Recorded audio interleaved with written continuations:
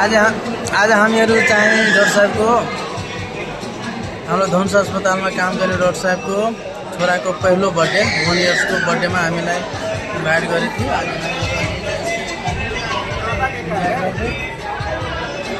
Cake खाँदै enjoy गर्दै अरू कुछ अब यो खाएर यो खाएपछि नेक्स्ट ब्लगमा चाहिँ अझै आउँछ, नचिन्ता लिनु, पुरै भिडियो हामीहरू हेरेर आउँछ।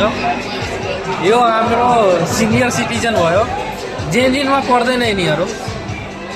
यो फेस एरियाहरू कहिले पनि जेनजिनमा पर्दैन। यो बुढे मान्छे हो, अहिले 40 वर्ष भइहाल्यो, तर हेरेर कहिले लाग्दैन 40 वर्ष। संगतमा मात्र संगत जेनजी जोरे मात्रै हो।